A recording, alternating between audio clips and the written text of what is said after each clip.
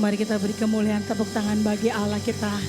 Haleluya. Shalom Bapak Ibu dikasihi Tuhan. Shalom. Apa kabarnya pagi hari ini? Sehat, diberkati luar biasa. Yes. Saya undang kita pakai berdiri bersama-sama. Mari lihat kiri kanan depan belakang, adakah wajah-wajah yang baru. Pertama kita lihat, boleh berikan salam yang manis. Selamat hari Minggu. Amin. Tidak terasa kita ada di penghujung bulan Juli. Semuanya karena perlindungan Tuhan. Amin. Oleh karena itu biarlah pada pagi hari ini kita membawa korban pujian penyembahan yang terbaik bagi Tuhan. Berikan tepuk tangan Bapak Ibu Saudara dikasih Tuhan. Haleluya. Mari kita satukan hati, kita berdoa bersama. Sungguh kami bersyukur buat pagi hari yang indah ini Tuhan. Terima kasih buat nafas kehidupan yang Tuhan berikan bagi kami. Terima kasih buat berkat yang Tuhan percayakan dalam hidup kami. Semuanya karena kemurahan Tuhan. Semua karena kasih karunia Tuhan. Biarlah pada perhentian kami pada minggu ini Tuhan. Kami rindu membawa korban persembahan kami. Kami rindu memuji, menyembah Tuhan. Menikmati hadirat Tuhan. Kami percaya saat kami menyembah Engkau Bapa. Yang sakit disembuhkan di dalam nama Tuhan Yesus. Yang terikat dilepaskan di dalam nama Yesus. Tuhanlah tempat penghiburan kami. Dari Tuhanlah pertolongan kami. Hanya Engkaulah gunung batu keselamatan kami. Hai jiwaku pujilah Tuhan. Hai jiwaku tinggikanlah namanya yang kudus. Terima kasih ya Aba, ya Bapa.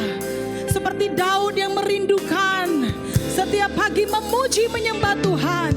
Kami rindu lebih dekat lagi mencari wajah-Mu Tuhan. Terima kasih ya Aba, ya Bapa.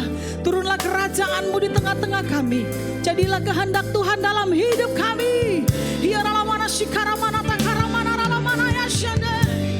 Oh ya ralamana shikaramana ya shande. Kami patahkan segala siasat iblis yang mengganggu konsentrasi kami menyembah Tuhan, yang mencoba mencuri damai sejahtera kami. Kami hancurkan di dalam nama Yesus. Roh Kudus bekerja bebas dalam hidup kami. Ini hati kami Bapa. Pakai kami seturut kehendak-Mu. Apa yang Kau mau dalam hidup kami, kami serahkan semua ke dalam tangan Tuhan. Terima kasih Tuhan. Kami percaya ibadah ini berkenan di hadapan Tuhan. Mari Roh Kudus bersama umat-Mu memuji menyembah Tuhan lebih dalam lagi. Terima kasih Tuhan. Bahkan jemaat Tuhan dalam perjalanan mereka boleh tiba ke rumah Tuhan tidak kurang suatu apapun.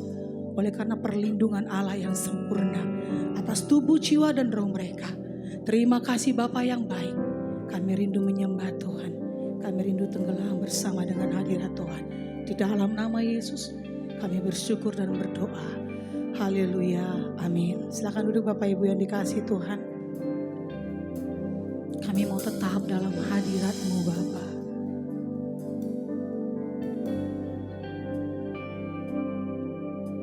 Masuk hadirat-Mu Tuhan. Dengan korban pujian. Masuk hadirat-Mu Tuhan, berhiaskan kekudusan. Mari Bapak Ibu yang dikasihi Tuhan katakan, di hadapan hadirat-Mu Tuhan, ku rasakan kedamaian. Di hadapan hadirat-Mu Tuhan, ku nampak keagungan. Mari kita angkat tangan di hadapan Tuhan. Yesus, ku sembah Kau, sujud di hadapan-Mu. Keinginan dalam hidup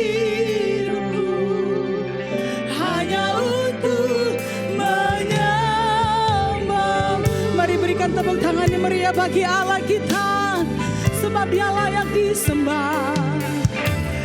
Masuk hadirat-Mu Tuhan, kami dengan penuh kerinduan, dengan korban pujian. Masuk hadirat-Mu Tuhan, berhiaskan kekudusan. Mari katakan di hadapan-Mu Tuhan, di hadapan hadirat-Mu Tuhan, ku rasakan kedamaian. Di hadapan hadirat-Mu Tuhan, ya Tuhan, ku nampak keagungan. Mari Bapak Ibu yang dikasih Tuhan, katakan Yesus, ku sembah Kau, sujud di hadapan-Mu. Keinginan dalam hidupku hanya untuk menyembah. Mari sarukan Yesus, Yesus, ku sembah Kau, sujud di hadapan-Mu. Keinginan dalam hidupku hanya untuk menyembah. Mari panggil nama Yesus Tuhan. Yesus, ku sembah Kau, ku sembah Kau, sujud di hadapan-Mu. Keinginan dalam hidupku hanya untuk menyembah-Mu. Mari buka kedua tangan kita, Bapak Ibu yang dikasihi Tuhan. Yesus, ku sembah Kau, sujud di hadapan-Mu. Keinginan dalam hidupku hanya untuk menyembah. Yesus Tuhan, Yesus, ku sembah. Engkau melihat hati kami Tuhan, di hadapan-Mu. Keinginan dalam hidupku hanya untuk menyembah-Mu.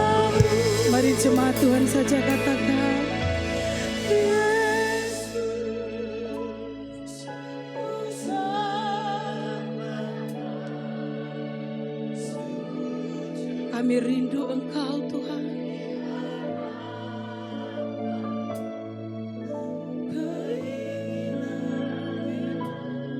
Dalam hidupku hanya untuk menyembah. Mari wanita saja nyanyikan pujian ini, yang pria boleh berdoa.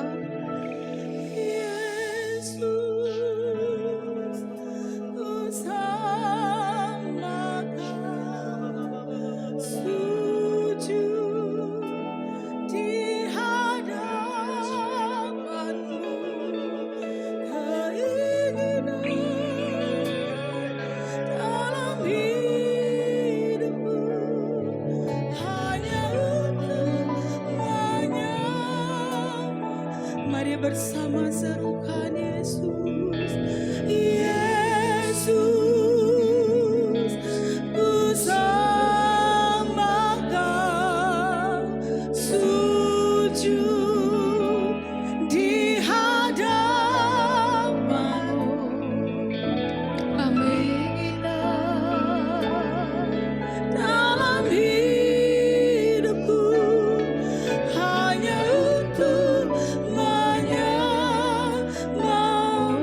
sembah Tuhan.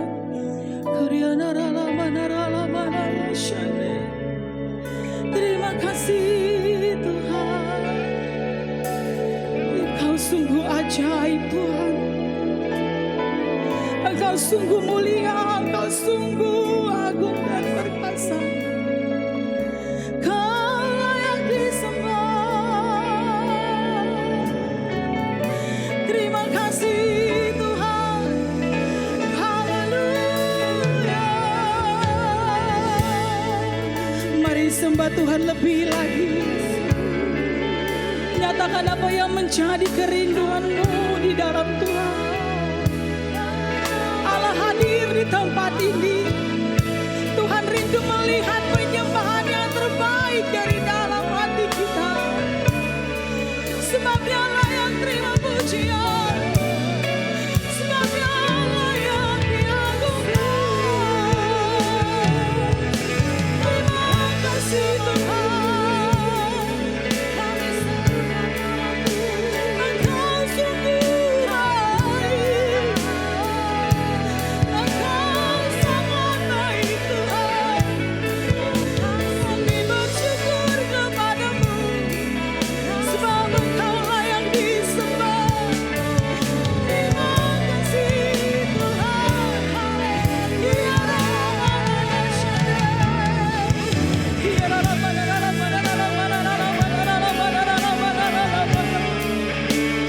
Segala puji, segala hormat, kemuliaan hanyalah bagi-Mu ya Aba, ya Bapa. Allah pemilik kehidupan kami. Engkau layak ditinggikan. Engkau layak diagungkan. Kami bersyukur kepadamu Tuhan. Tiada mana yang syadar. Tiada mana yang syadar. Tiada mana yang sih. Tiada mana yang syadar. Tiada mana yang syadar. Sebab Engkau layak ditinggikan. Mari Bapak Ibu yang dikasihi Tuhan, nyatakan dengan penuh kerinduan, Yesus, Yesus, ku sembahkan, sujud di hadapan-Mu, keinginan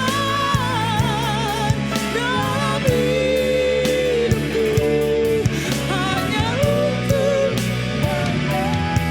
kami mengasihi-Mu Tuhan.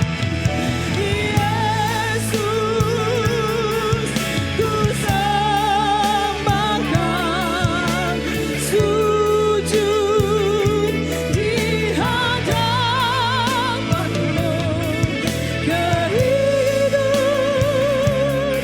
dalam hidupku hanya untuk menyembah-Mu. Keinginan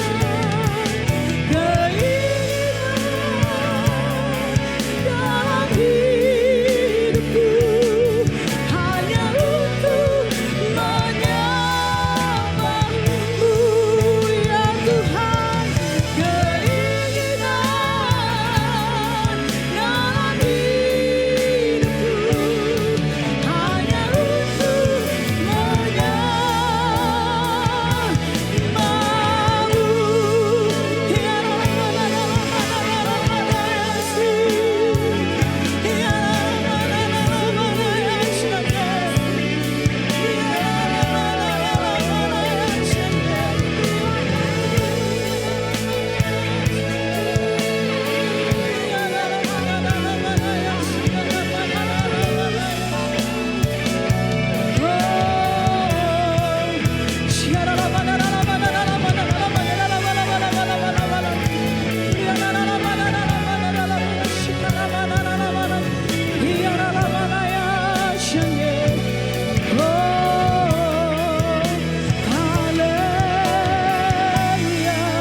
Sebab mulialah Engkau ya Aba, ya Bapa.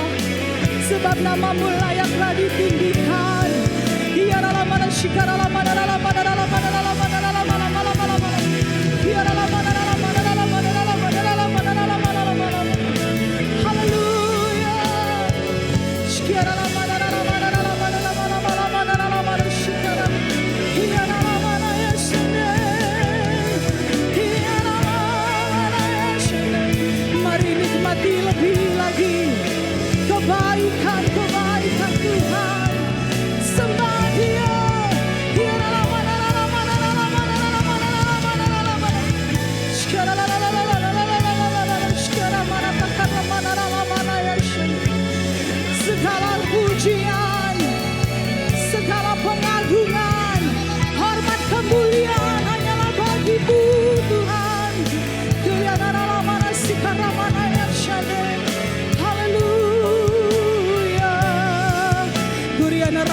shikaramana takaramana ralamana. Shiaramana takaramana ralamana ralamana ralamana ralamana ralamana. Hiaramana takaramana sikaramana yashane. Haleluya. Yang sakit disembuhkan, yang terbeban dilepaskan. Sebab janji-Mu ya dan amin. Haleluya. Guriana rabana sikaramana yashane. Haleluya. Terima kasih Tuhan.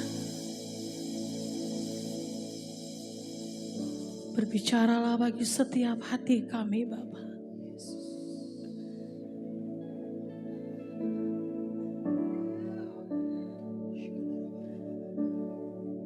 Father, we love you, we praise you, we adore you, glorify thy name in all the earth.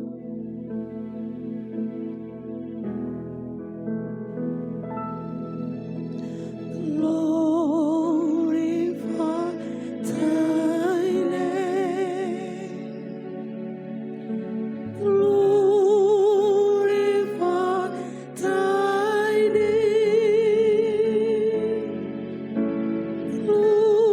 Glorify thy name in all the earth. Mari jemaat Tuhan saja beserta singer katakan pujian ini. Father, kami mencintai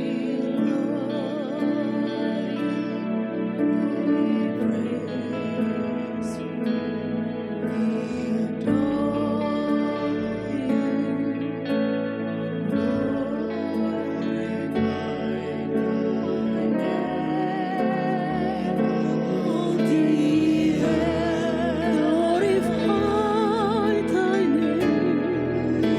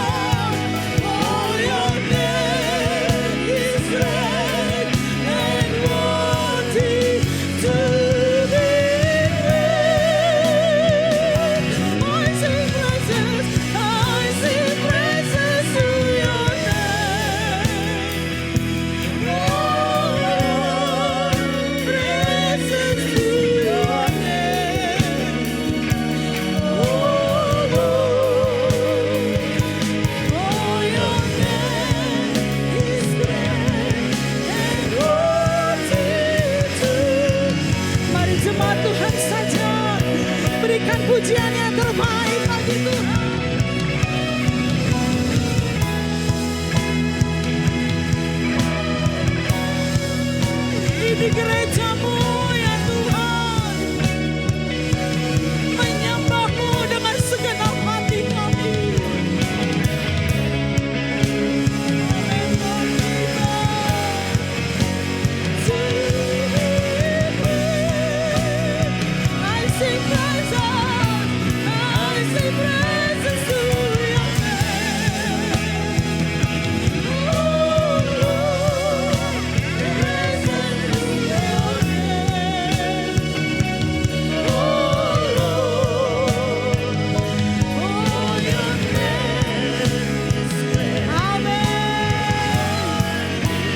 Segala kemuliaan, pujian hanya bagimu ya Tuhan.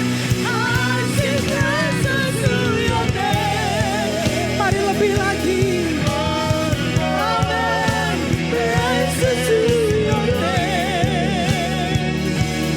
Oh Lord, oh your name is great and worthy to be praised. I sing praises to your name. I sing praises to your name. Thank you, Lord. Praises to your name. Oh, your name is great and worthy to be praised. For your name, Jesus. Oh, your name is great and worthy to. Mari jemaat Tuhan saja serukan nama Tuhan. For your name, Jesus. For your name is great and worthy to be praised. Haleluya. Berikan tepuk tangan yang meriah bagi Tuhan. Tepuk tangan sorak-sorai yang lebih dahsyat. Haleluya. Haleluya. Terima kasih Tuhan. Mari angkat kedua tangan kita Bapak Ibu yang dikasihi Tuhan.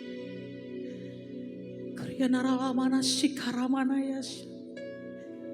Kami tahu Tuhan ingin bersama kami menyembah lebih lagi. Kami Tuhan tahu Engkau ada di tengah kami. Kau bekerja bagi hati kami. Terima kasih Tuhan. Terima kasih ya Abah, ya Bapa. Kami mengasihi-Mu. Kami mencintai-Mu Tuhan.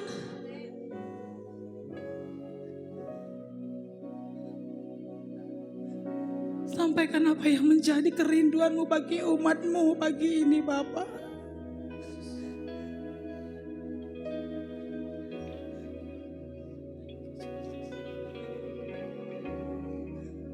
Terima kasih Tuhan.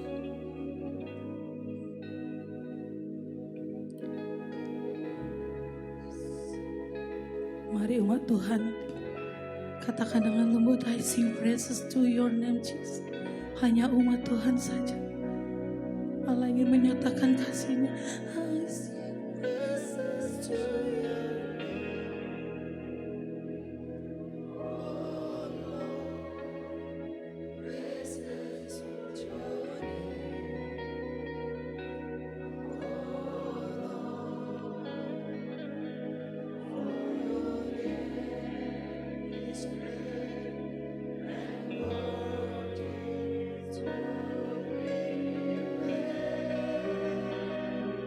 ini seruan kami.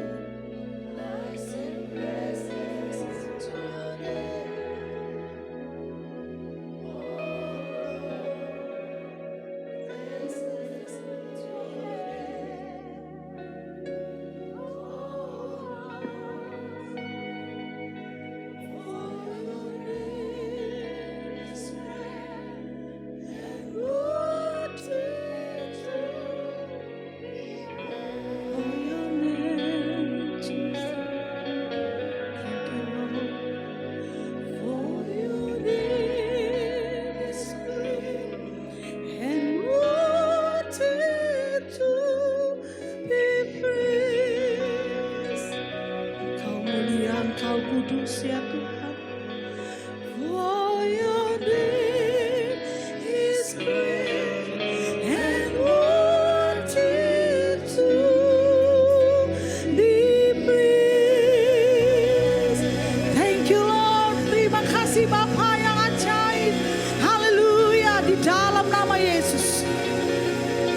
bersyukur, kami mau menari bersorak-sorai bagi Tuhan. Yang percaya diberkati bersama saya katakan amin. Beri kemuliaan, tepuk tangan yang meriah bagi Allah kita. Wow, haleluya, hari ini luar biasa, amin. Sampai merasakan lawatan Allah dalam hidupnya. Mari lambaikan tangan. Praise the Lord. Izinkan kami bertanya, adakah di antara kita mungkin lampu boleh dihidupkan? Ya, sound system.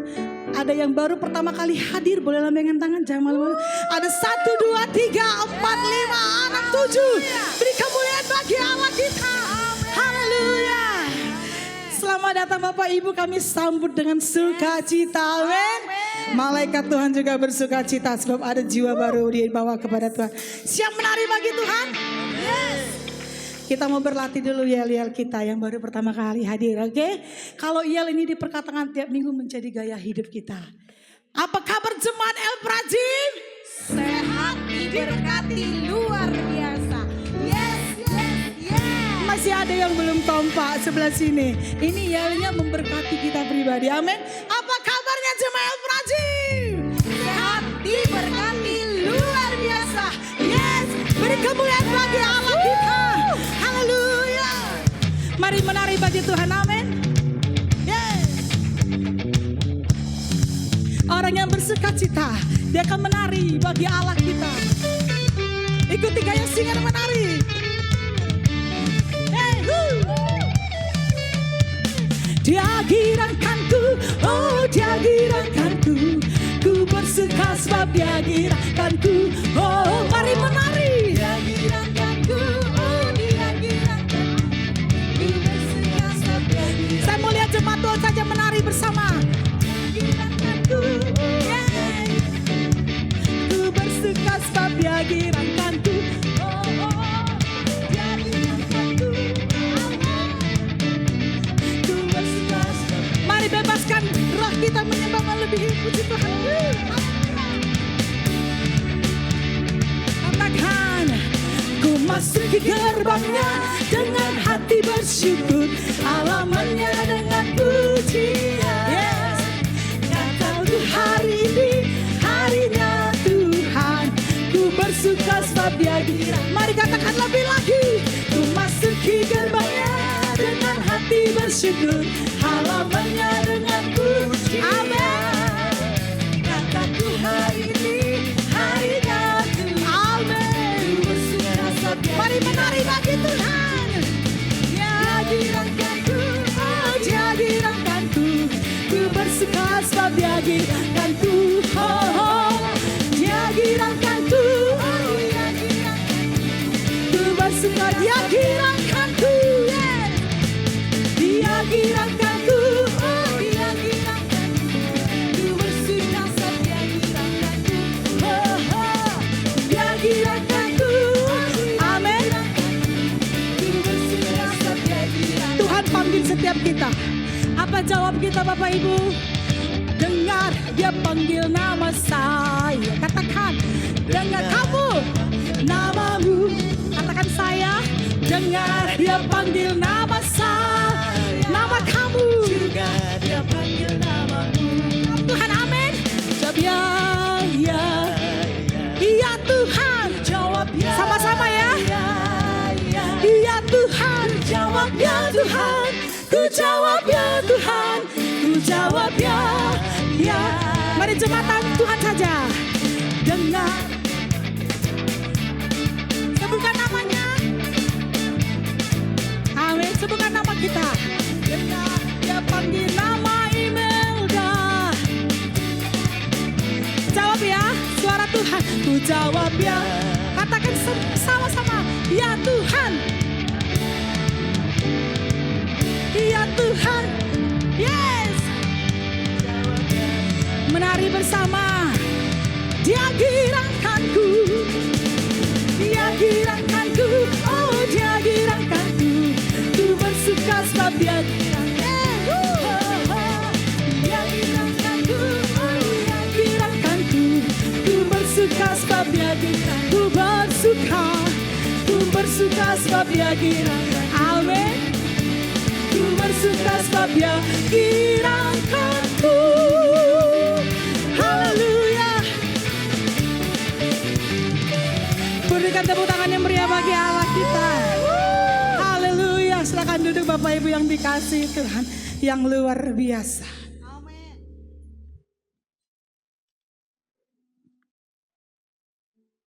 Kami siapkan hati kami untuk firman-Mu Tuhan.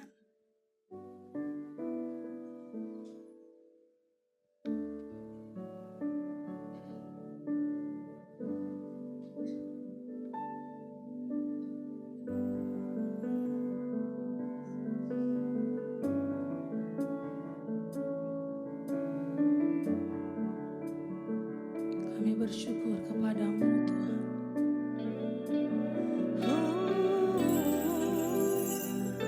Terima kasih Tuhan.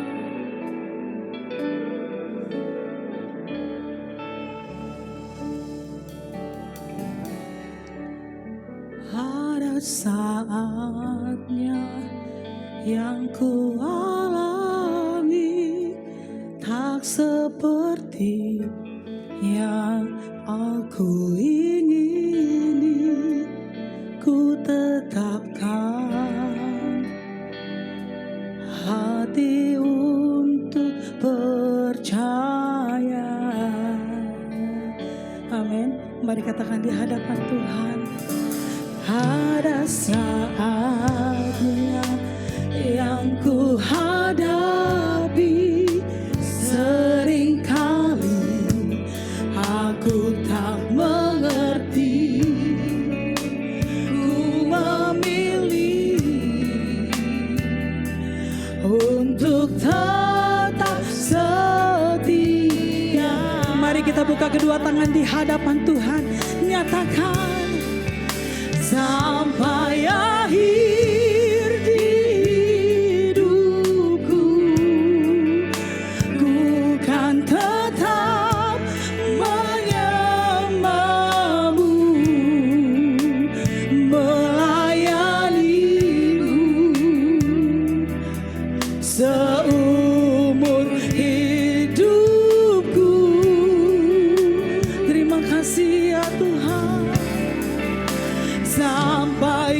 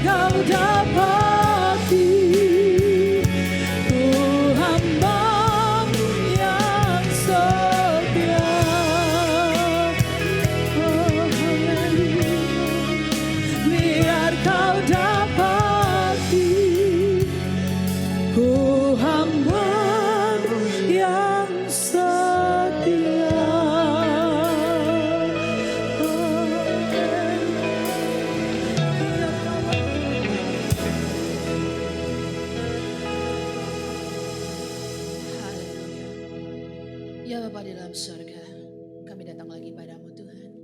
Bersyukur untuk setiap kemurahan, bersyukur untuk setiap kasih, sayang, belas kasihan anugerah-Mu bagi kami. Kami boleh ada sebagaimana kami ada hari ini hanya karena kasih sayang-Mu ya Tuhan. Kami bersyukur dan kami akan setiap pujian kami hanya bagi Tuhan, Engkau yang layak terima segala pujian. Sementara kami mau belajar firman Tuhan bersama dan merenungkan firman Tuhan, tolong kami Bapa, biar kami boleh mengerti apa yang menjadi isi hati Tuhan. Apa yang Tuhan taruh di hati hamba akan hamba sampaikan sebentar. Sembunyikan hambamu di balik salibmu Tuhan. Sehingga apa yang hamba sampaikan hanya tentang Kristus. Hanya tentang karya salibmu. Dan hanya nama Tuhan saja yang dimuliakan. Terima kasih Tuhan.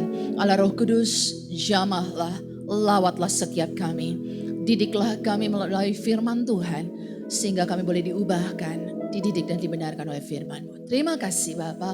Di dalam nama Yesus kami sudah berdoa dan mengucap syukur. Haleluya. Amin. Silakan duduk Bapak Ibu Saudara. Shalom. Selamat siang. Kita bersyukur untuk setiap kasih sayang anugerah Tuhan bagi kita. Amin. Haleluya.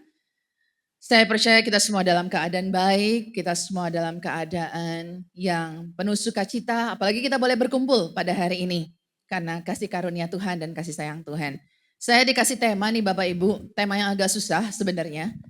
Sempurna seperti Bapa. Waktu saya dikasih tema ini kayak, what? Ini susah banget gitu, kayak mau ngebahas apa. And then kemudian ini yang muncul. Akhirnya saya berikan judul, jadi kan tema besar sebulan ini sempurna seperti Bapa ya. Jadi saya kasih judul untuk firman Tuhan hari ini, mengejar kesempurnaan, mungkinkah? Well, kalau kita bicara tentang kesempurnaan, rasanya itu adalah hal yang selalu akan kita kejar. Wanita ingin berwajah sempurna, makanya operasi plastik marak dilakukan di mana-mana. Ya kan, benerin hidung, bikin apa namanya nih? Bukan apa? Lipatan mata, Tengsun. Nah, benar kan? Lipatan mata. Terus itu jadi tren yang ramai-ramai dilakukan. Padahal hidungnya udah bagus gitu. Ya kan sebenarnya Tuhan udah ciptain tuh bagus gitu ya.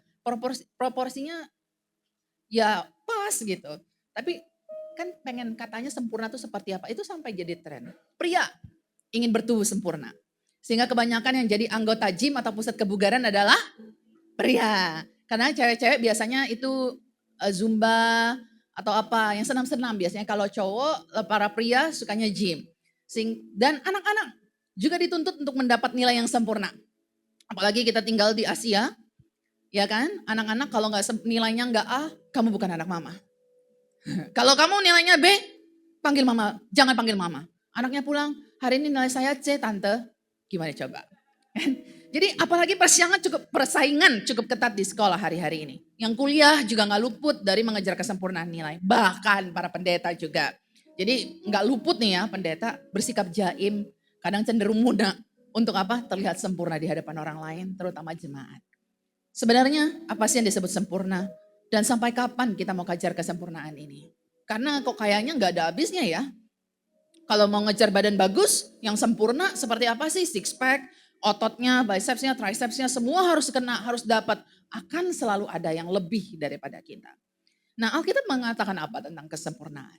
Alkitab tidak menentang upaya untuk memperhatikan kesempurnaan dalam hidup. Persoalannya, kesempurnaan apa yang sedang kita kejar dan bagaimana kita mengejarnya. Untuk mengawali firman Tuhan hari ini, saya rindu mengajak kita semua. Dengan semangat dan bangkit berdiri, kita mau baca sebuah ayat dari Matius 5 ayat 48. Dan kita mau baca ayat ini bersama-sama, Bapak Ibu Saudara. Matius 5 ayat 48 ya. Kita baca bersama-sama 1, 2, 3. Karena itu haruslah kamu sempurna sama seperti Bapamu yang di sorga adalah sempurna. Amin. Silakan duduk Bapak Ibu Saudara. Terima kasih untuk pembacaan firman Tuhan.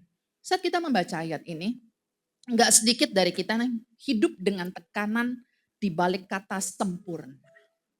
Menjadi yang dalam pikiran kita, sempurna itu menjadi pribadi yang tanpa cacat celah, tidak gagal, enggak pernah salah langkah, salah bicara, sikap tubuhnya juga semuanya sempurna. Enggak pernah terlihat buruk di hadapan orang lain.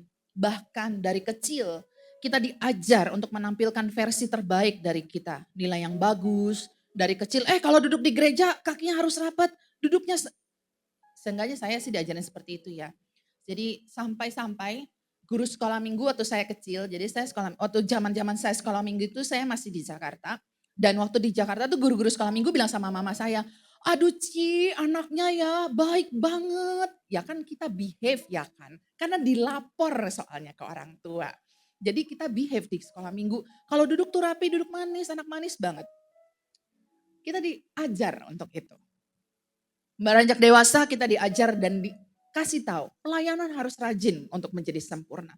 Karakter kamu harus tak bercela. Pertanyaannya, bisa nggak sih kita kayak begitu sepanjang hidup kita? Di balik semua itu hasilnya kita seringkali bersembunyi di balik kata, kan lelah ya untuk berpura-pura sempurna. Ada kelelahan di sana, ada ketakutan di sana. Ketakutan apa? Kalau aku nggak sempurna nanti aku ditolak dan tidak diterima. Ada lagi rasa bersalah karena merasa apa? Aku tidak cukup sempurna. Gak pernah merasa cukup itu membuat kita merasa bersalah. Dan akhirnya membuat kita berpikir, apa sih yang sebenarnya kita lagi lakukan sekarang ini?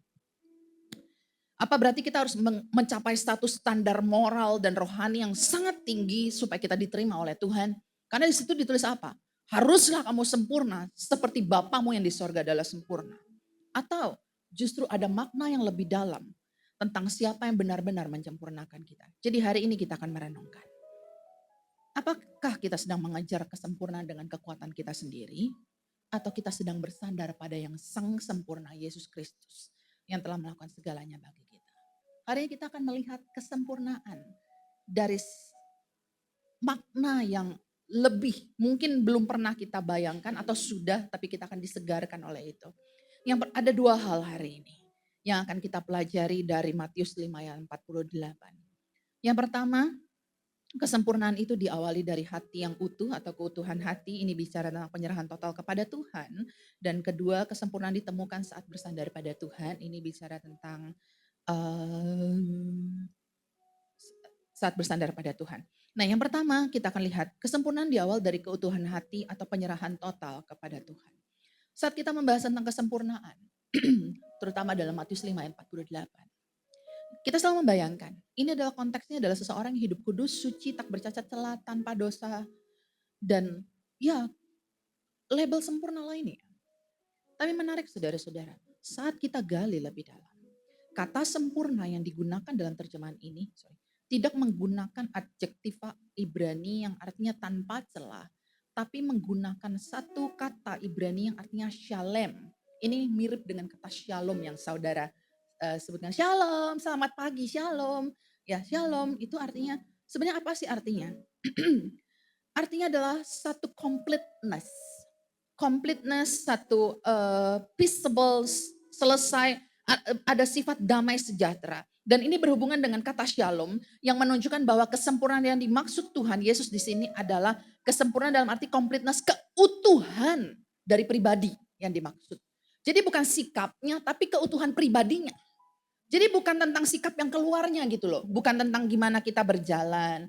Ada orang yang sanggup berjalan dengan heels setinggi gini tanpa keserimpet sama sekali. Saya pakai heels segini aja itu udah takut jatuh saudara.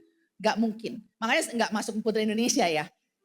Jadi ada itu kita anggap wah kalau dia bisa heels yang 12 cm tanpa jatuh dan dia bisa jalan lurus itu berarti sikap sempurna. Enggak. Bahkan kalau di upacara kita harus sikap sempurna, berdiri tegap. Sampai kapan? 1 jam aja kita udah pegelnya setengah mati. Kalau ada satu standar sempurna yang Tuhan tetapkan pada saat kita harus datang pada Tuhan. Misalnya nih ya, Tuhan tetapkan kalau kamu mau ibadahmu diterima maka kamu harus angkat tangan setinggi-tingginya lurus selama 1 jam. Saya percaya begitu kalau ini jadi standar sempurna kita semua gak ada yang bisa. Pegel bos, ya kan? Begini 1 jam, lurus, gak pernah istirahat, pegel gak? Ya pegel lah, tanya aja yang pegel. Apalagi kalau dia udah begini gak ada yang angkat tangan, lebih pegel lagi hatinya. Tuhan Yesus tidak menerapkan satu standar yang gak bisa kita lakukan. Tuhan Yesus gak mungkin meletakkan satu pikulan yang gak sanggup kita pikul. Tapi bagaimana mungkin manusia disuruh sama seperti Allah yang sempurna. Karena tadi ayatnya gitu kan. Sempurna, karena itu haruslah kamu sempurna. Awal ayatnya itu, haruslah kamu sempurna. Maksudnya apa? Jadi kata sempurna yang kata shalem atau shalom ini juga, ini berkaitan sama ya. Maksudnya adalah kedewasaan rohani dan hidup yang utuh, yang artinya seseorang bisa aja melakukan banyak hal baik secara lahiriah, jadi kelihatan baik, tapi sebenarnya belum sempurna dalam pengertian ini karena pribadinya nggak utuh. Karena yang disorot oleh Tuhan Yesus di sini bukan ekspresi luarnya, tapi bagaimana keutuhan hatinya, bagaimana penyerahan total di dalam hatinya. Beberapa orang akan melihat ini menjadi perintah untuk menjadi sempurna sebagai ayat untuk membuktikan kesempurnaan tanpa dosa. Tapi beberapa bagian Alkitab ini mengakui adanya pergumulan yang terus-menerus dalam dosa dalam kehidupan orang Kristen.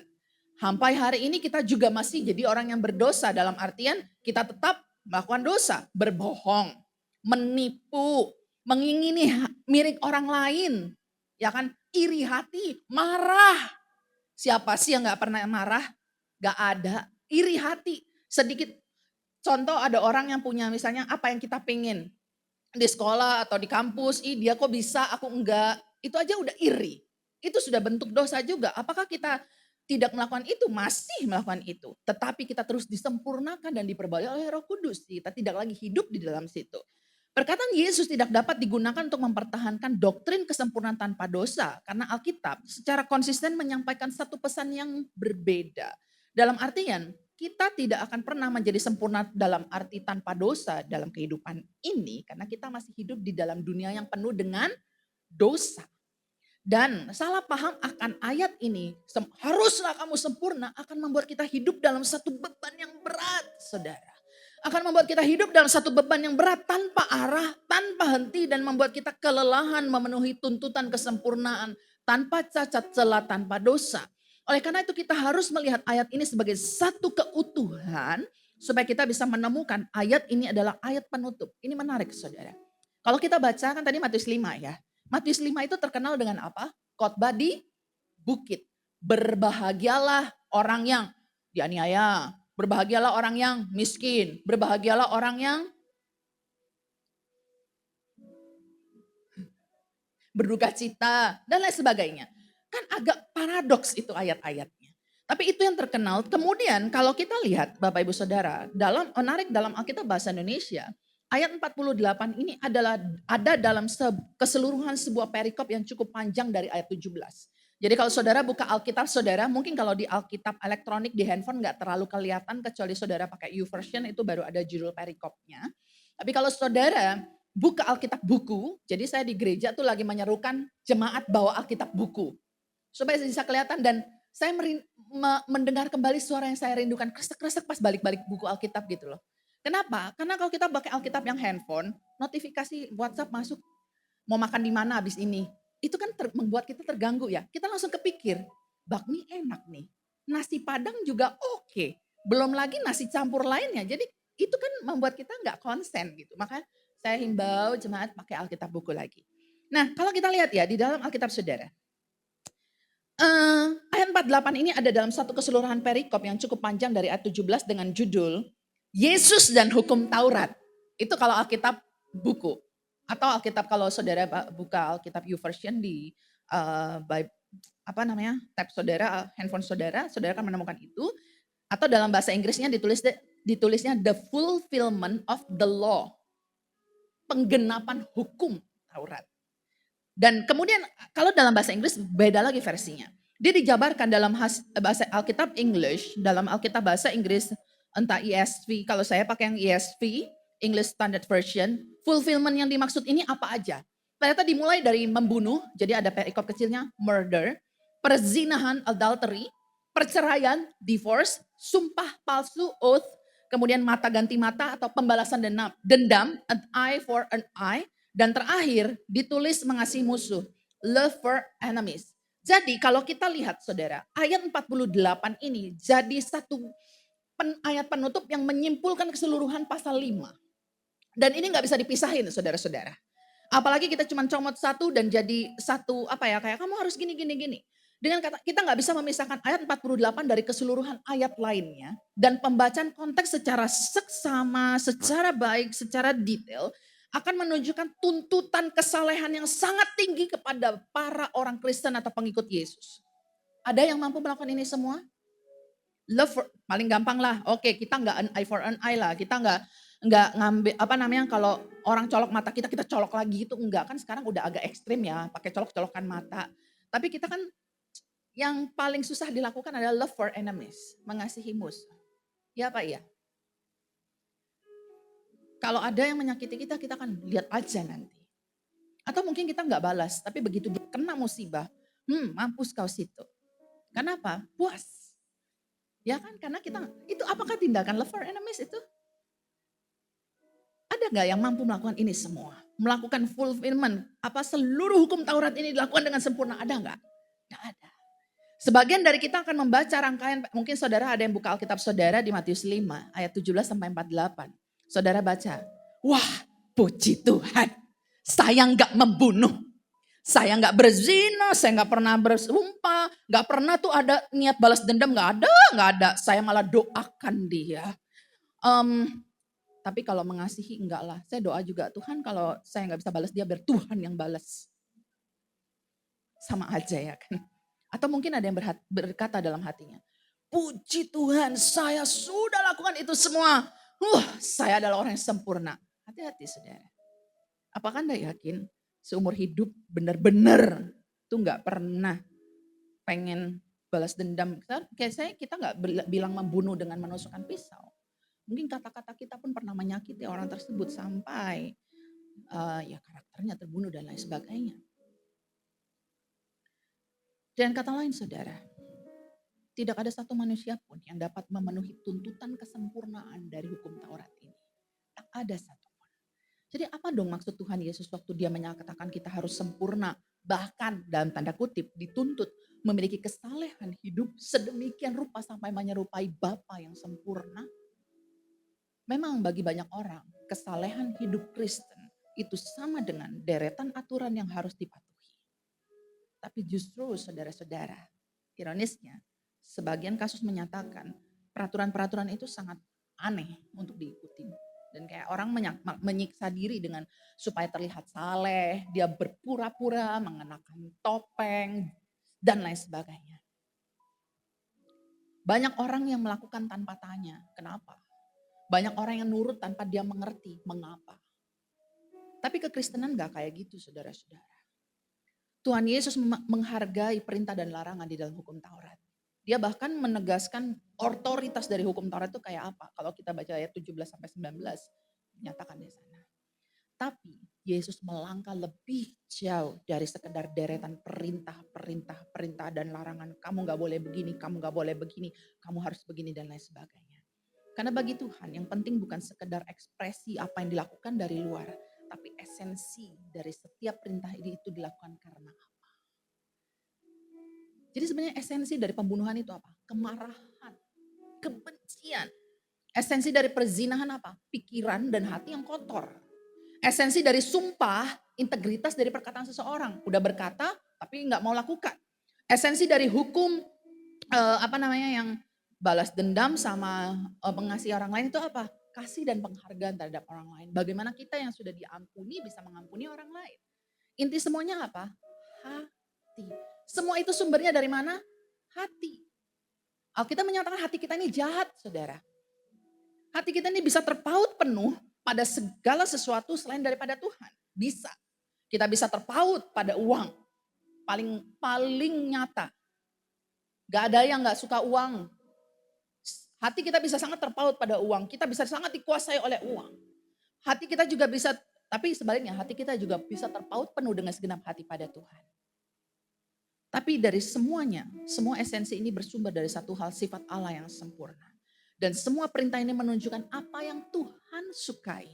Semua larangan ini menunjukkan apa yang Allah benci. Allah benci melihat adanya kemarahan, kebencian, pikiran dan hati yang kotor. Orang yang tidak berintegritas dalam perkataan dan sebagainya. Ini bersifat pada Allah, menunjukkan sifat-sifat Allah yang penuh kasih, Allah gak suka kebencian, Allah yang kudus menentang perzinahan dan lain sebagainya. Intinya saudara gini, kalau ini bicara tentang kesempurnaan hidup tanpa cacat celah, menurut kesempurnaan hukum Taurat, Tidak ada yang bisa menaati hukum Taurat ini dengan sempurna, ya kan? Tapi hukum Taurat ini tidak diberikan supaya kita bisa menyelamatkan diri kita sendiri melalui usaha kita. Tidak ada yang sesempurna itu bisa melakukan setiap hukum Taurat dengan detail. Karena hukum Taurat bukan 10 hukum yang di Keluaran 20 saja. Detailnya itu ratusan, saudara. Dan tidak ada satu orang pun yang sanggup melakukannya. Karena kita sama sekali tidak mampu mencapai keselamatan dengan kekuatan hukum Taurat, maka sebenarnya hukum Taurat itu menyatakan apa yang benar, tapi tidak punya kuasa untuk membuat kita jadi benar. Justru ketika kita menyadari keterbatasan hukum Taurat dalam menyelamatkan, disinilah Injil mulai menyentuh hati kita. Karena kita dibenarkan bukan dari keberhasilan menaati setiap hukum ini, tapi kita dibenarkan dan diselamatkan karena iman kita kepada Kristus. Kita tidak lagi harus mengejar standar sempurna dari hukum Taurat. Kenapa? Ini kabar baiknya. Kristus telah memenuhi segalanya, semuanya bagi kita. Sehingga kita memahami, ketika Paulus mengatakan bahwa saat kita menerima Injil, hidup kita menjadi milik Allah. Artinya sebelum kita memiliki iman, sekalipun kita menaati hukum, kita belum benar-benar hidup untuk Allah, hidup untuk Tuhan. Kita mungkin bisa terlihat bermoral, kita bisa terlihat baik, kita bisa terlihat sangat murah hati, kita bisa terlihat sangat kayak hatinya baik, suka menolong dan lain sebagainya. Tapi kalau motivasinya bukan untuk Allah, melainkan demi penerimaan, pembuktian diri, kita bukan hidup untuk Allah. Hari ini kita menyadari dan diingatkan lagi. Kita tidak lagi taat demi diterima, tapi karena kita sudah diterima, maka kita taat. Injil memberikan kita satu alasan yang baru untuk taat. Karena kasih. Kita ingin menyenangkan hati Allah. Bukan demi imbalan, bukan demi diberkati, tapi karena Dia sudah terlebih dahulu mengasihi kita. Maka kita hidup untuk Dia. Yesus bicara tentang penyerahan hati yang utuh dan dalam kepada Allah, tentang menjadikan apa? Allah satu-satunya sumber kepuasan dan pengharapan yang utama, dan bukan kekayaan atau hal duniawi lainnya. Jadi kesempurnaan ini memang dituntut oleh Allah yang kudus, Bapak Ibu Saudara. Tetapi hanya bisa dicapai melalui pemahaman bahwa kita perlu memiliki kerendahan hati dan ketergantungan penuh pada pertolongan Allah sendiri. Dengan ini menjadi kita benar-benar berserah. Karena apa? Benar-benar menunjukkan hati kita ini utuh. Kita serahkan kepada Tuhan. Sehingga Tuhan itu menjadi sumber kepuasan satu-satunya sampai kita mengerti. Memiliki Kristus aja sudah cukup. Christ is enough. Kita mungkin sering nyanyi itu. Dengar itu. Christ is enough. Hari ini kita diingatkan lagi. Kalau kita nggak punya apapun tapi kita punya Kristus aja, itu sudah lebih dari cukup. Dan diperlukan kerendahan hati untuk menyadari ini, saudara-saudara. Kalau kita masih merasa, aku bisa kok berbuat baik. Dan dengan perbuatan baik aku bisa masuk surga, kok aku bisa selamat. Kita tidak akan memahami ini. Kita tidak akan pernah menjadikan Yesus satu-satunya sumber. Kalau kita masih menjadikan kekayaan, hal duniawi lainnya, koneksi dan lain sebagainya, jadi sumber pengharapan kita. Apalagi saat dalam permasalahan, dalam pergumulan, kita akan kehilangan pengertian, pemahaman bahwa kita perlu bergantung kepada Tuhan. Perlu menyerahkan hati kepada Tuhan. Kesempurnaan yang Tuhan kehendaki, yang Allah kehendaki, bukan performance luar yang tidak bercela itu. Tapi hati yang utuh, hati yang sepenuhnya diserahkan kepadanya. Hati yang tidak terpaut pada hal-hal duniawi ini. Sehingga ada lagu sekolah minggu. Dalam suka dukaku kan tetap tersenyum. Diolok dihina ku kan tetap tersenyum. Asalkan jangan kau ambil Yesus Tuhanku. Apapun terjadi, ku kan tetap tersenyum. Dulu saya nggak ngerti, waktu sekolah minggu namanya anak sekolah minggu. Anak sekolah minggu disuruh nyanyi apa sama gurunya kan nyanyi aja ngikut-ngikut. Tapi makin dewasa sebenarnya itu bukan lagu sekolah minggu, saudara. Lagunya buat kita yang udah dewasa. Benar-benar, benarkah selama kita memiliki Yesus dalam suka duka saudara akan tetap tersenyum? Diolok dan dihina selama saudara memiliki Yesus saudara tetap tersenyum? Apapun yang terjadi dalam kehidupan saudara selama saudara memiliki Yesus, apakah saudara tetap tersenyum? Itu yang perlu kita pikirkan. Karena saat kita mengerti, hati kita sepenuhnya diserahkan kepada Tuhan. Kita benar, karena hati ini paling sering apa namanya? Bercabang, Saudara. Hati kita ini sering terbelah, bercabang antara pengen menaati Tuhan sama membuktikan diri. Tapi Injil hari ini mengingatkan kita. Dan ini Injil membebaskan kita dari motivasi yang salah. Ketika kita sadar bahwa kita sudah diterima seutuhnya di dalam Kristus. Kita tidak lagi hidup demi validasi. Kita tidak lagi hidup demi pengakuan. Karena hati yang utuh adalah hati yang tidak lagi terbagi bercabang oleh berhala penerimaan, berhala pencapaian atau kebanggaan diri. Hati kita benar-benar utuh karena kita tidak lagi nyari-nyari validasi dari orang lain atau pengakuan dari orang lain karena kita tahu kita sudah diakui oleh Kristus.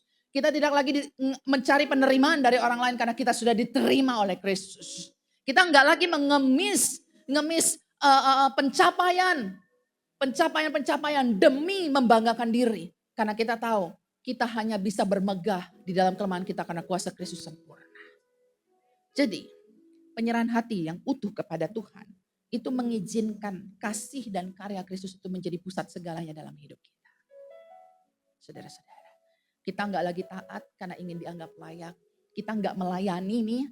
Pelayanan itu kan semua sama ya. Bukan berarti yang di mimbar lebih hebat, yang di usher nggak hebat. Enggak, semua sama kok di hadapan Tuhan. Sama-sama statusnya apa? Pelayan, hamba. Kita nggak lagi taat karena dianggap layak. Kita nggak melayani supaya dianggap, menebus dosa Senin sampai Sabtu. Senin sampai Sabtu kan ceritanya udah, enggak lah Senin sampai Jumat lah, Sabtu kan kadang latihan ya. Senin sampai Jumat udah kerja dan kadang kita berbuat dosa dengan apa, bohong, nipu, marah dan lain sebagainya. Hari Sabtu dan Minggu kita terlihat suci. Enggak kayak gitu. Enggak gitu saudara-saudara. Kita taat karena kita ingin menyenangkan Tuhan yang sudah mengasihi kita. Tuhan menerima kita apa adanya. Tapi dengan kasih karunia Dia tidak membiarkan kita apa adanya. Dia mengubahkan kita. Injilnya mengubahkan kita. Dan Roh Kudusnya memperbarui kita dari hari ke hari. Dan inilah awal dari kesempurnaan yang sejati. Bukan dari usaha yang tanpa celah. Tapi dari hati yang berserah total kepada Tuhan. Tidak menyimpan ruang untuk berhala yang lain. Ya, berhala itu bukan patung aja saudara. Tapi segala sesuatu yang menggeser kedudukan Allah yang utama dalam hati. Dan kesempurnaan itu dimulai saat kita berhenti mengandalkan kekuatan kita sendiri dan mulai hidup dengan segenap hati untuk Allah. Yang kedua, kesempurnaan ditemukan saat bersandar pada Sang Sempurna. Artinya apa? Percaya total kepada Tuhan. Karena itu haruslah kamu sempurna sama seperti Bapamu yang di sorga adalah sempurna. Matius 5:48. Setelah kita pahami poin yang pertama tadi, kita baru bisa masuk ke poin yang kedua.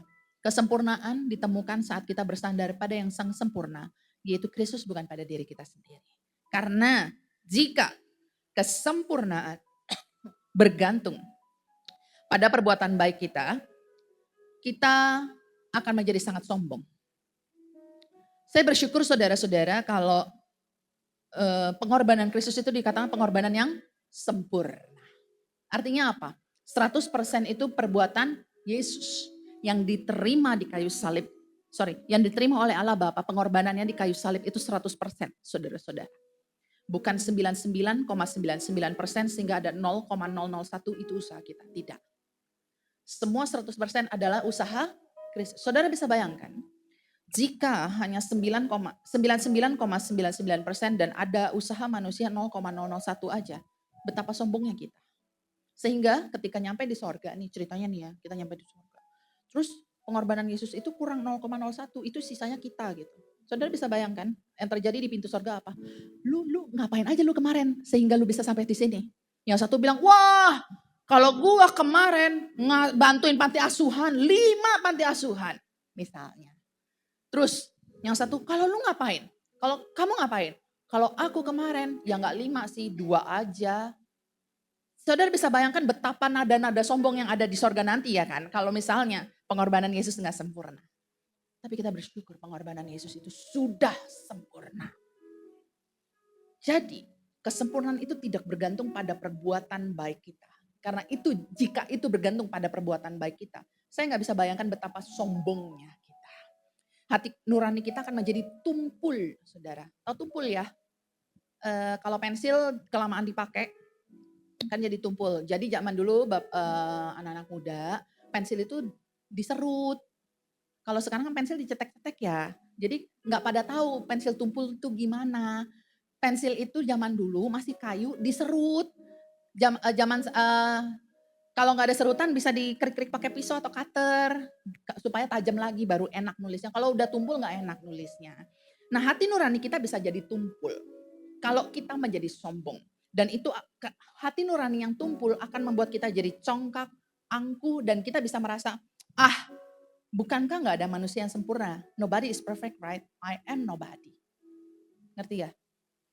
Nggak ada kan yang sempurna di dunia ini kan? Dan aku adalah orang yang sempurna. Saya udah berbuat baik. Berarti saya lebih baik dari orang lain. Itu akan membuat kita jadi sombong. Atau kita akan mengejar kesempurnaan itu sampai membuat kita hancur. Maka kita bersyukur pengorbanan Kristus itu sempurna. Kalau enggak, bagaimana saudara bisa bayangkan jika kita terus mengejar kesempurnaan. Itu adalah hal yang sangat enggak mungkin. Itu akan membuat kita hancur. Kita akan terus mengira kesempurnaan adalah hal yang perlu dikejar. Misalnya yang lahiriah ya. Kita gym terus sampai tubuh jadi sempurna. Kita kejar karir terus, kejar uang sehingga banyak apa? Banyak yang kita kejar, banyak yang kita korbankan. Kejar rumah tangga terus sampai sempurna. Hasilnya apa? Kita akan kelelahan, kita melakukan banyak pengorbanan dan berakhir dengan kehampaan. Tapi kabar baiknya Bapak Ibu Saudara, kita dipanggil untuk menjadi sempurna dalam artian kita percaya dan bersandar sepenuhnya kepada Allah dan menemukan kepuasan sejati hanya ada di dalam Dia. Dan karena kasih karunia Kristus yang sempurna, yang ditunjukkan lewat penderitaan dan kematiannya bagi kita, kita bisa bebas berharap pada Sang Juru Selamat yang sempurna itu. Bukan pada usaha kita sendiri. Karena sekeras apapun usaha kita, sekeras apapun yang kita lakukan untuk taat, ketaatan kita tidak akan pernah sempurna. Oleh karena itulah kita dipanggil untuk bersandar pada kesempurnaan yang sejati, yaitu Yesus Kristus. Karena Filipi menulis apa? Ia taat sampai mati. Bahkan sampai mati di kayu salib. Ketaatannya sempurna. Adakah kita yang sempurna taatnya? Tidak ada saudara-saudara. Bahkan kalau ada kita merasa lebih baik dari orang lain aja, itu sudah bentuk kesombongan. Satu-satunya dosa yang yang menunjukkan orang itu nggak pernah merasa salah adalah kesombongan. Kenapa?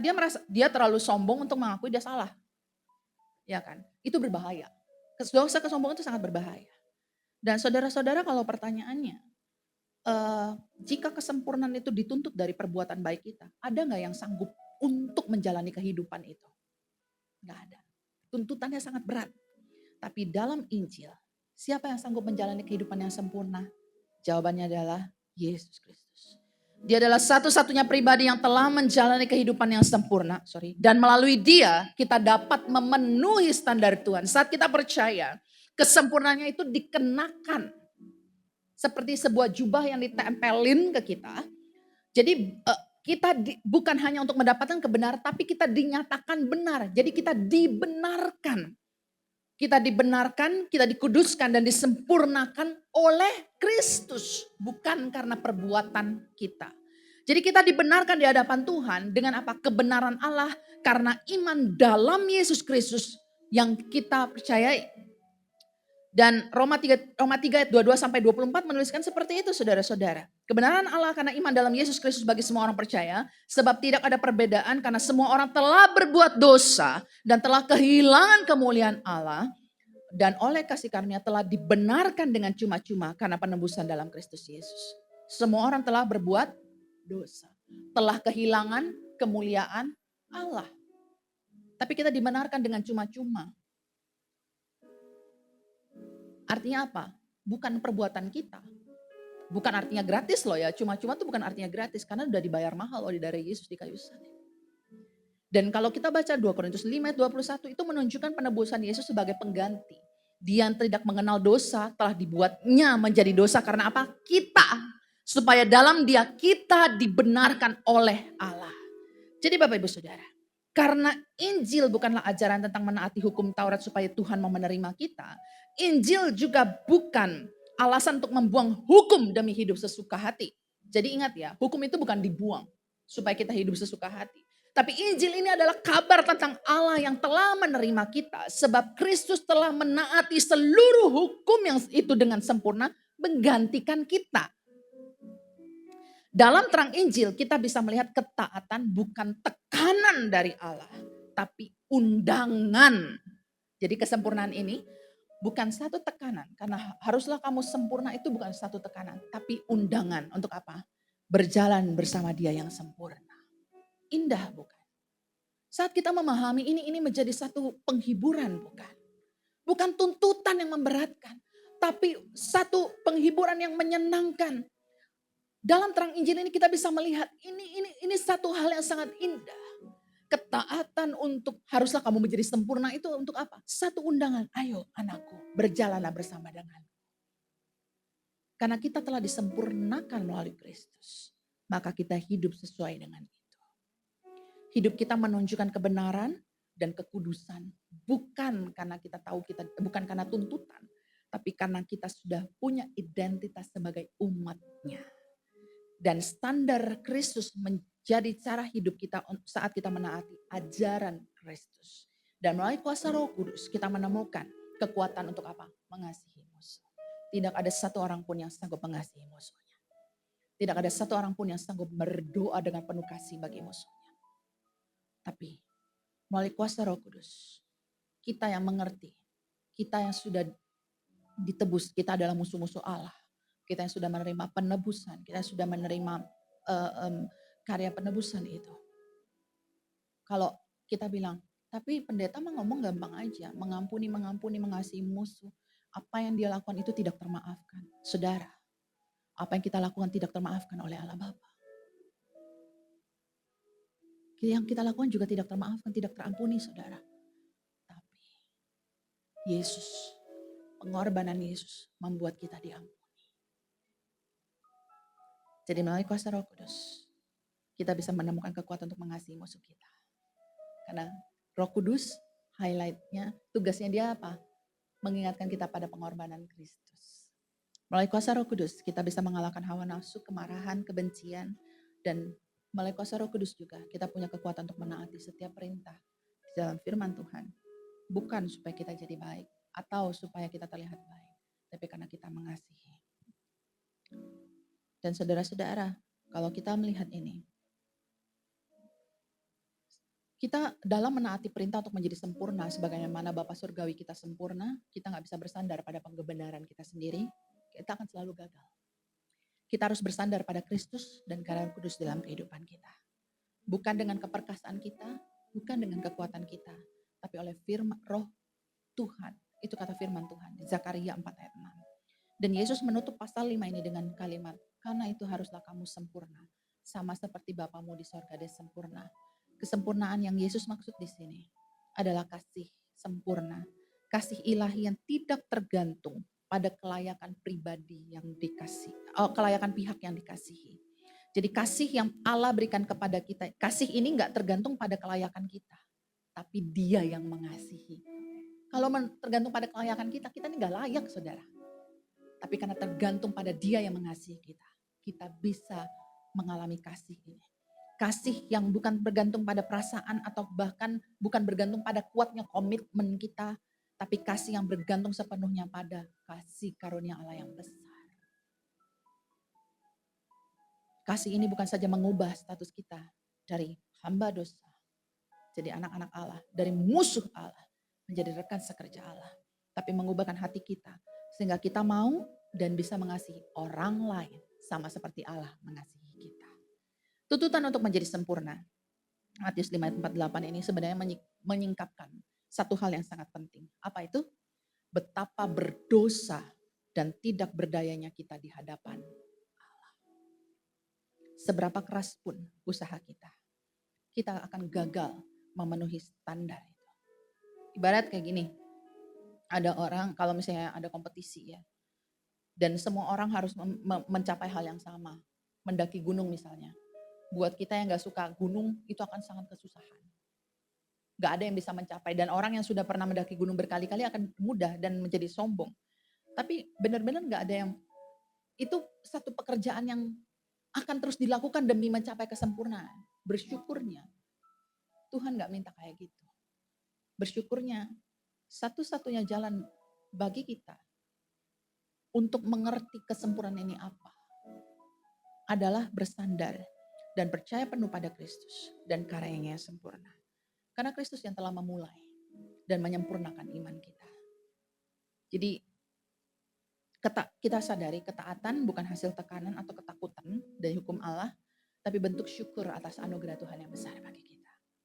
Karena pengorbanan Kristus, kita dimampukan untuk berdiri di hadapan Bapa tanpa celah, tanpa noda. Dan ini bukan karena kita sempurna, tapi karena kita disempurnakan oleh Dia yang sempurna. Saya mau menutup firman Tuhan hari ini dengan satu quotes dari John MacArthur, baru saja meninggal beberapa hari yang lalu. Dia bilang kayak gini, when you give your life to Jesus Christ, His righteousness clothes you, His perfection hides you, and thus God will lift you to glory as well. Saat kamu menyerahkan hidup kepada Yesus Kristus, kebenarannya itu membalut kita seperti kita pakai baju. Ya, kesempurnaannya itu kayak menyembunyikan, menudungi kita itu. Dan karena kita menyerahkan hidup kita kepada Kristus, dan karena kebenarannya itu sudah membalut kita, dan karena kesempurnaannya itu menudungi kita, maka Tuhan mengangkat kita kepada satu kemuliaan. Ini bukan jadi diangkat dipromosikan, tapi maksudnya kemuliaan apa? Kita di prosesnya dikuduskan, dibenarkan, disempurnakan, dimuliakan. Dan ini proses yang terjadi terus-menerus, saudara-saudara. Ini adalah kabar baik bagi kita. Ini adalah kabar yang sangat indah bagi kita. Kita tidak dituntut untuk menjadi sempurna. Tapi karena apa? Kesempurnaan Kristus itu yang dikenakan bagi kita. Kesempurnaan yang membalut kita. Kesempurnaannya membuat kita mampu mengasihi orang lain. Menerima orang lain. Dan tidak hidup bagi diri kita sendiri. Hari ini saya mau mengundang kita semua bangkit berdiri. Meresponi firman Tuhan dengan pujian tadi, nyanyi pujian bagimu. I sing praises to your name. Dan saya percaya gak ada yang lebih layak untuk menerima segala pujian selain daripada Yesus Kristus. Kita mau nyanyikan lagu ini dengan segenap hati kita.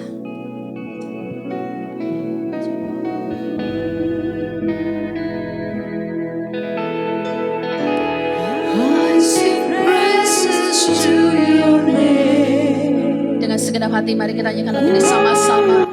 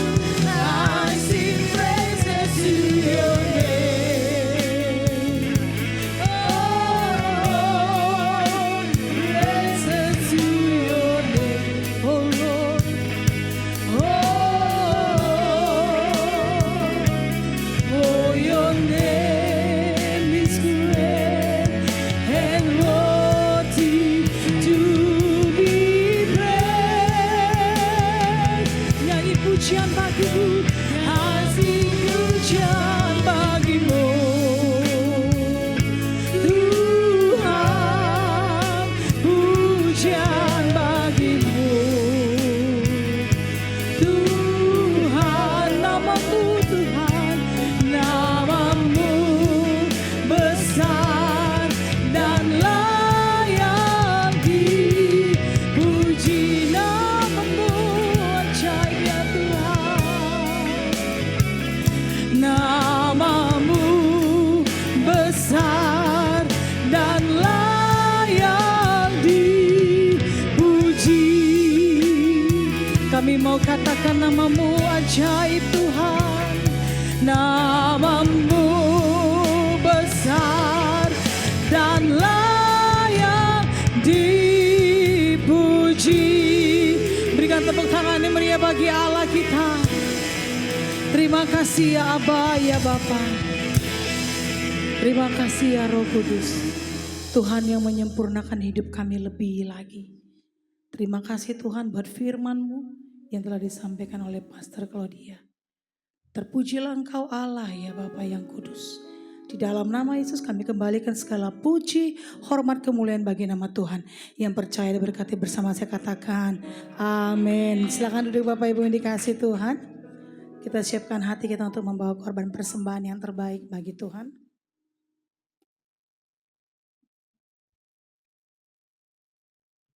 Sebelum kita memberi persembahan kita, mari kita bersatu dalam doa. Kembali kami bersyukur kepada Tuhan, Tuhan yang memberkati hidup kami. Bapak, sebentar kami akan membawa korban syukur kami di hadapan-Mu. Tuhan memberkati seluruh umat Tuhan, baik pekerjaan, usaha umat-Mu Tuhan. Engkau buat berhasil dan beruntung. Kami rindu memberi yang terbaik. Dengan penuh sukacita kami membawa korban syukur kami. Di dalam nama Yesus kami siap memberi. Amin. Selamat memberi, Tuhan memberkati. Kita akan melihat info media sepekan.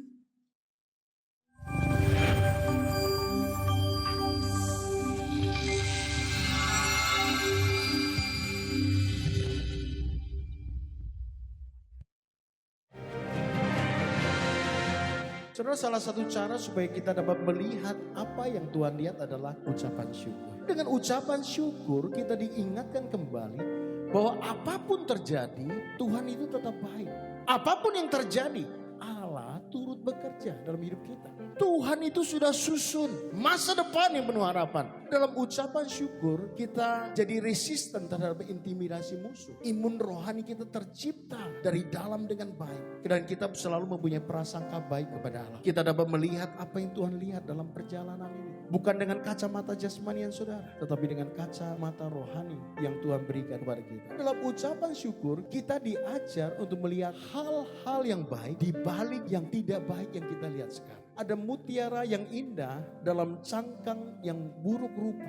Tuhan sediakan yang terbaik di balik masalah yang buruk. Semuanya ini Allah perbuat supaya apa? Kita belajar sesuatu dari hidup ini. Kita menjadi kuat dalam perjalanan. Kita semakin serupa gambaran dengan Kristus Yesus. Itu yang Tuhan maksudkan. Bersukacitalah senantiasa, tetaplah berdoa. Apapun yang terjadi, mengucap syukurlah dalam segala hal. Sebab itulah yang dikehendaki Allah. Kalau hari ini saudara sedang mengalami sesuatu, tetap bersyukur kepada Tuhan. Tuhan, terima kasih. Saudara, masa depanmu kau akan melihat bagaimana Allah menunjukkan kasih karunia-Nya dalam kehidupan setiap kita. Tepuk tangan yang meriah bagi Dia. Shalom, berikut kami sampaikan informasi El Parisi Medan dalam waktu sepekan. Ibadah rumah doa pada minggu ini akan digantikan dengan ibadah Light Community. Ibadah raya minggu depan akan dilayani oleh Gembala Sidang, Pendeta Wijaya Erwin, yang disertai dengan perjamuan kudus. Untuk pengembalian persepuluhan akan diadakan minggu depan. Mari kita mempersiapkannya dengan penuh sukacita. Ibadah sekolah minggu diadakan setiap minggu pada jam 11 siang.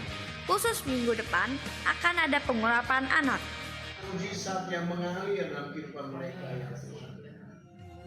Bagi Bapak Ibu yang rindu didoakan secara online oleh Gembala dan tim, dapat menghubungi kontak person berikut ini. Bagi pasangan yang berkomitmen untuk menikah, kami membuka kelas bimbingan pranikah di bulan Agustus. Untuk info lebih lanjut, dapat menghubungi Ibu Juli Kelas Fondasi Orientasi Melayani akan dimulai pada hari Rabu tanggal 24 September 2025. Daftarkan diri Anda segera. Bagi jemaat Tuhan yang rindu didoakan secara khusus, saudara akan dilayani oleh gembala dan tim setelah ibadah selesai. Demikian informasi yang dapat kami sampaikan. Have a great weekend and God bless you. Pengumuman tambahan kita Bapak Ibu, 1 bulan kita ada ibadah PPW itu 2 kali, di minggu kedua dan minggu keempat, setiap hari Jumat pukul 7 malam. Jadi Bapak Ibu perlu dicatat bahwa ibadah praise and worship itu di minggu kedua dan minggu keempat. Untuk LC kita di minggu pertama dan minggu ketiga. LC yang pertama akan diadakan hari Rabu tanggal 30 yang tadinya ibadah usia emas diganti dengan like senior. Kami mau lihat tangan-tangan Oma dan Opa, boleh hidupkan lampunya mungkin. Haleluya. Mana nih Opa Oma yang di atas 50 tahun. Ya kita undang hari Rabu kita bersama-sama beribadah. Amin. Ya yang 50 tahun Bapak juga boleh datang. Kita bersama-sama memuji menyembah Tuhan di tempat ini. Mereka adalah Oma Opa yang penuh gairah menyembah Tuhan. Amin. Jam 5 sore. Kita percepat ya. Kalau kemarin kita jam 6:30 terlalu larut malam. Kita percepat jam 5. Ingat ya Oma Opa. Rabu tanggal 30 jam 5 sore dibuat remindernya di handphonenya masing-masing. Ibadah LC umum dia itu LC Tritanos dan LC Grace akan gabung di minggu pertama minggu depan hari Jumat di rumah Ibu Ain. Boleh bangkit berdiri Bu Ain, kita perkenalkan ya. Supaya yang berdomisili daerah Citraland dan sekitarnya boleh datang bersama-sama. Amin. Kita buka LC banyak-banyak di rumah Bapak Ibu. Ada satu kala di mana gereja saat Tuhan datang tidak bisa beribadah. Tapi di rumah kita bisa beribadah. Amin. Siap memuji bagi Tuhan. Amin. Kita bangkit berdiri bersama-sama. Kita akan akhiri ibadah kita siang hari ini.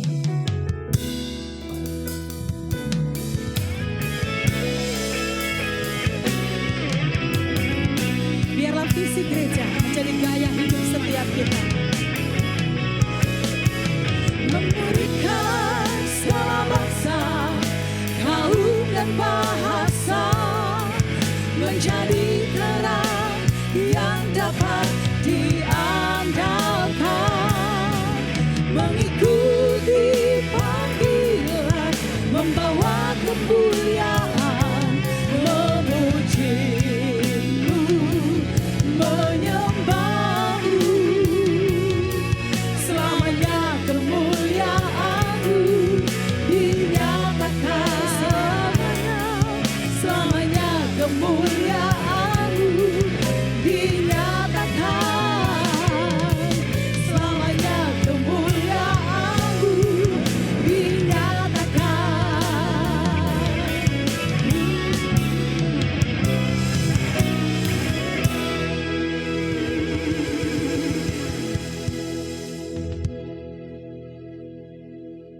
Bapak Ibu yang dikasihi oleh Tuhan, mari kita bersatu hati kita berdoa.